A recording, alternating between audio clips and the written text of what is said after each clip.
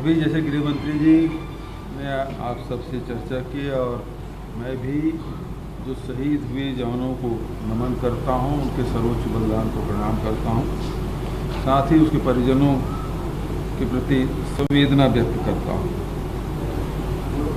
परसों की जो घटना है वो निश्चित रूप से पूरे प्रदेश को, देश को झकझोरा है, लेकिन ये भी मैं कहना चाहूँगा कि हमारे जवानों ने बहुत ही साहस का परिचय देते हुए नक्सलियों का मुंहतोड़ जवाब दिया है। ज़बरदस्त ये मुठभेड़ मैं नहीं कहूँगा बल्कि एक युद्ध की स्थिति थी, जिसमें 4 घंटा तक के लगातार हमारे जवान लड़ते रहे, जिसमें डीआरजी के, एसटीएफ के, कोबरा के और सीआरपीएफ के जवान शहीद हुए, घायल भी हुए हैं। और पहली बार ऐसा हुआ है कि नक्सलियों की जो नक्सली मारे गए उसके लाश भी लाए और उसके हथियार भी लाए।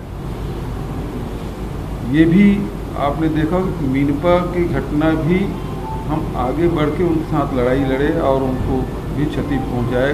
लगभग 26 नक्सली उस समय मारे गए थे। इस समय भी बड़ी संख्या में नक्सलियों के मारे जाने की सूचना है। 4 ट्रैक्टर में वो लाशें और घायलों को ले गए हैं, ये भी जानकारी है। कुछ दिनों में वो संख्या भी सामने आ जाएगा, 2-4 दिन में। तो नक्सलियों को भारी क्षति इसमें हुई है। और ये वो एरिया है जिसमें जो उनका गढ़ कहा जाता है, उनका केंद्र कहा जाता है, और वहाँ हमारे लगातार कैंप खुल रहे हैं। मीनपा में पिछले समय घटना घटी, पिछले साल घटना घटी थी, आज हमारे कैंप खुल गए। तर्रेम में हमारे कैंप खुल गए। तो इस प्रकार लगातार बढ़ते जा रहे हैं और इनकी एक बखलाहट है जिसके कारण से ये घटना घटी है। और बहुत जल्दी वहाँ और कैंप खुलेंगे, जिससे जो माड़ के एरिया है उससे वो कट ऑफ हो जाएंगे। बीजापुर के इलाका जो नेशनल पार्क है उससे कट ऑफ होगा, तो वो बहुत सीमित दायरे में अब सिमट गए हैं।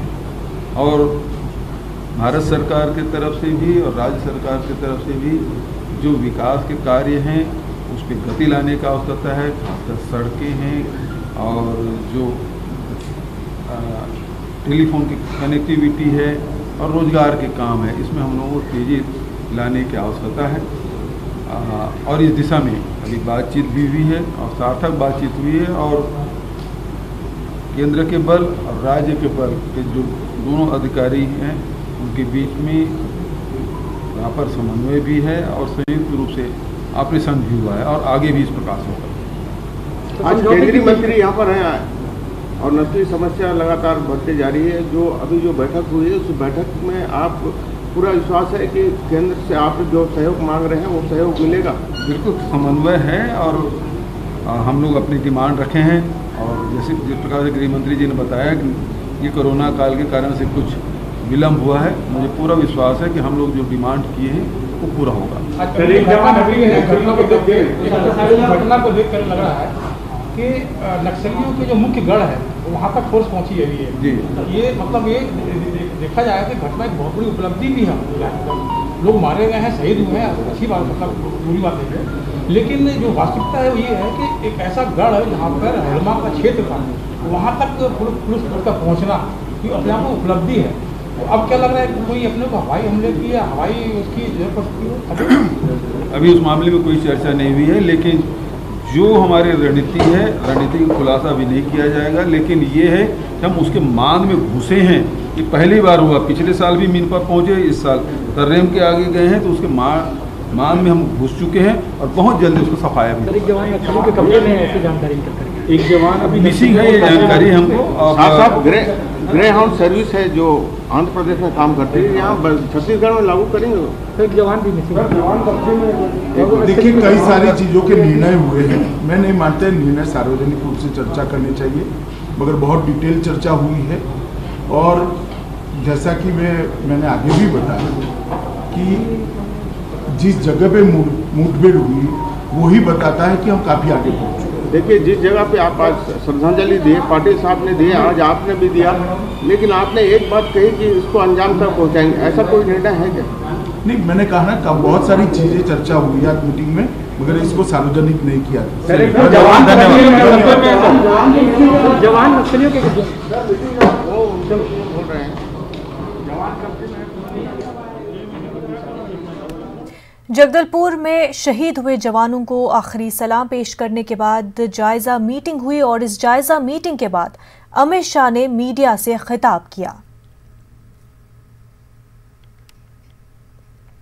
इससे पहले नाजरीन आपको बता दें कि जगदलपुर में शहीद जवानों को वज़ीर दाखिला अमित शाह ने खराज अक़ीदत पेश किया। आखिरी सलाम जवानों को पेश किया गया। साथ ही साथ उसके बाद जायजा मीटिंग हुई जिसमें इस मुद्दे पर बातचीत हुई कि किस तरह से नक्सलियों को जो है काबू में किया जा सके, क्या कुछ कार्रवाइयाँ होनी चाहिए, किस तरह से इस पूरे मामले से निपटना चाहिए। तमाम तर पहलुओं पर इस जायज़ा मीटिंग में गौर-ख्वाज़ किया गया और उसके बाद जायज़ा मीटिंग लेने के बाद वज़ीर दाखिला अमित शाह ने मीडिया से खिताब किया और इस पूरे मामले पर ब्रीफ भी किया।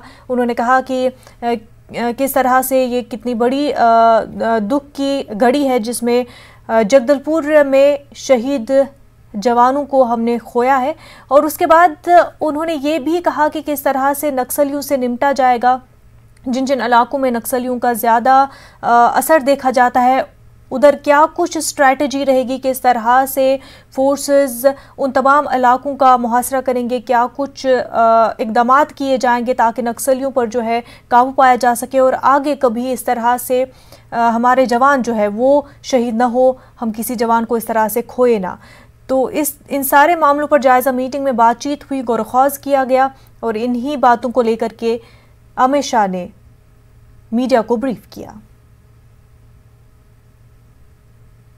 तस्वीरें आप अपने सामने देख सकते हैं।